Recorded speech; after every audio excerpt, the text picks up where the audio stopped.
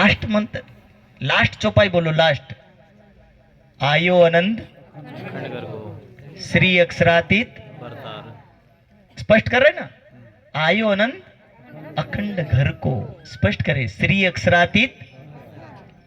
देखो सभी मंत्रों की सिस्टम में देखना, लास्ट में ये नहीं कहेगा किसका घर आया है, लेकिन ये मंत्र करा ये लास्ट घर है, अब इससे आगे बढ़ना। श्री अक्षरातीत आयो आ गया है, अंतिम निवास पड़ाव किसका, अक्षरातीत का घर। कहां घर, तो बोले हद पार बेहद बेहद पार अक्षर, अक्षर पार वतन है जागिए। हद यानी जिस प्रकृति मंडल में आप बैठे हो, जिसकी अनेक गैलेक्सीज है, अनेक आकाशगंगा है, अनेक सारी चीजें, उसके अंदर हम बैठे हैं, पर उससे पार निकलने की जरूरत है। ये सारी सिस्टम प्रकृति के अंदर है, द्युलोक, अंतरिक्ष लोक और पृथ्वी लोक, ये तीनों लोक प्रकृति मंडल के हैं। ये बात समझ लीजिए, द्युलोक, अंतरिक्ष लोक और पृथ्वी लोक, ये किसके अंदर आते हैं, प्रकृति मंडल के।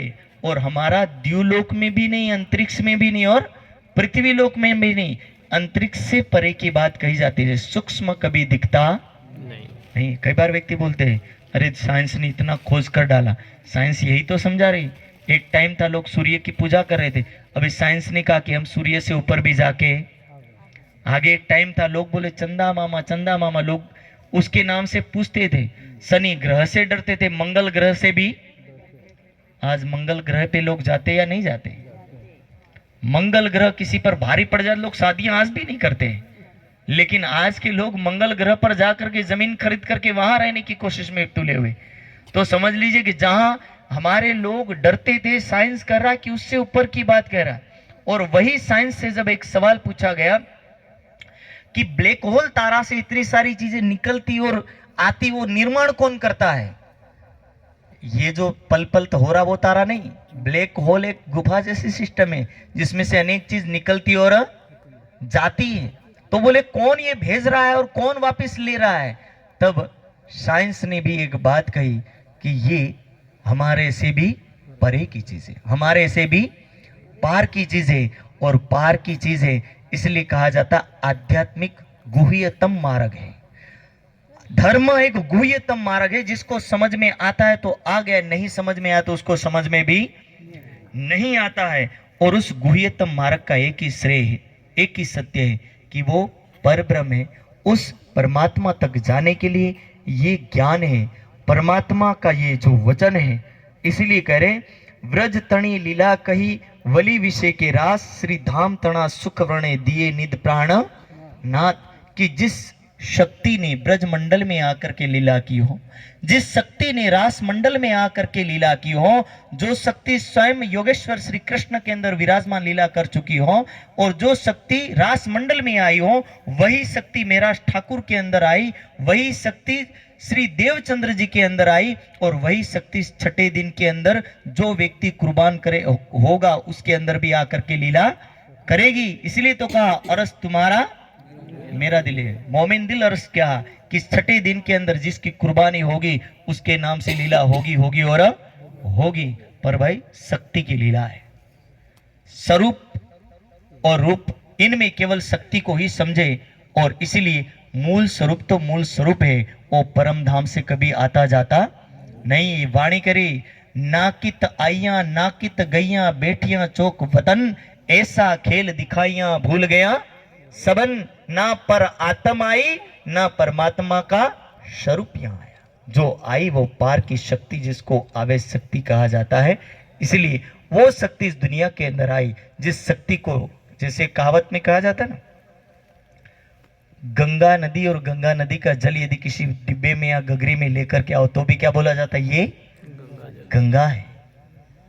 गोलना टुकड़ा गोलज कहवाय, ठीक है, गुड़ के टुकड़े को गुड़ी बोला जाता।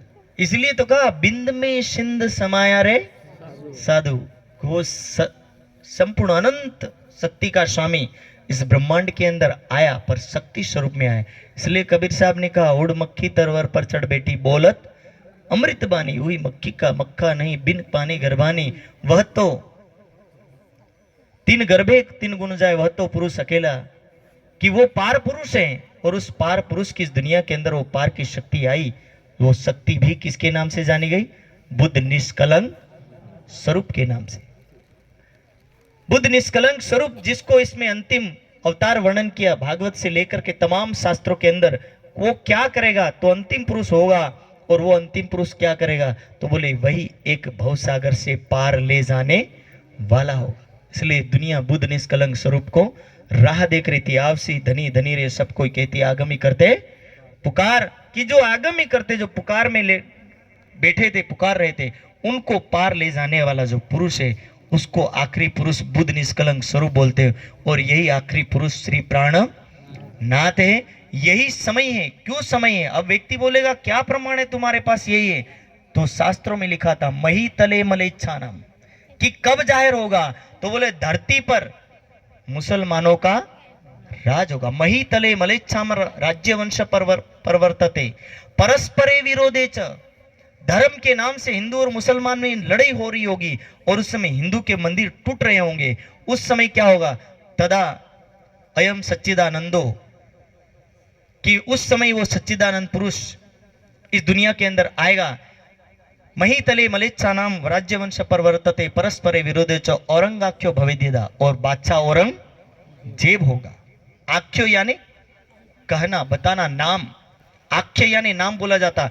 औरंगाख्य, औरंग आख्य यानी औरंगजेब नाम का बादशाह होगा जो धरती पर राज करेगा। और उस समय क्या? तदा अयम सच्चिदानंदो अक्षरात् परतपर, उस समय अक्षर से परे रहने वाला पुरुष इस धरती के अंदर, धरती के ऊपर आएगा। दूसरा उदाहरण दे रहा हूं, दूसरा प्रमाण दे रहा हूं। दूसरे प्रमाण में लिखा है प्रासाद पतनम चैव तीर्थानम चैदाप्युत तदा बुद्धो भविष्यति इति मे निश्चयमति, कि मंदिरों को तोड़ा जा रहा होगा और अनेक मंदिर टूट चुके होंगे और उस समय उसका आगमन होगा। और उस समय साहब मोहम्मद बिन कासिम, मोहम्मद बिन गोरी, ठीक है, मोहम्मद लोधी, औरंगजेब से लेकर के अनेक लोगों ने अनेक मंदिर तोड़े। उसमें से ये सोमनाथ का मंदिर भी कई बार टूटा। और ऐसे अनेक उदाहरण हैं कि जिसमें लिखा है प्रासाद पतनम चैव, प्रासाद यानी मंदिर, प्रासाद पतनम चैव तीर्थानाम चैदाप्युत, तीर्थ और मंदिर टूट रहे होंगे। उस समय स्वयं बुद्ध स्वरूप परमात्मा का इस दुनिया के अंदर आगमन होगा। और वही टाइम लिखा था। उस टाइम के अनुसार विक्रमस्य गते अब्दे सप्तदशाष्टत्रिकम यदा तदायं बुद्धो भविष्यति, कि 1738 और 1735 के बीच में स्वयं वो परब्रह्म प्रकट होंगे। तो वो पुरुष है, तो उसी पुरुष को कह रहे जेणे अंजवाड़ो आकर परखो पुरुष है पार, कि ये वही पुरुष है जिसको केवल जानने की जरूरत है।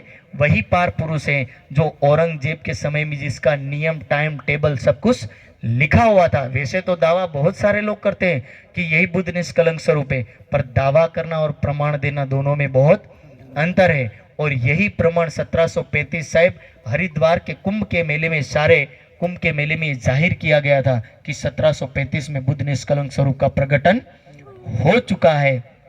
और 1735 के कुंभ के मेले में स्वयं बुद्ध निष्कलंक स्वरूप श्री प्राणनाथ जी हाजिर थे।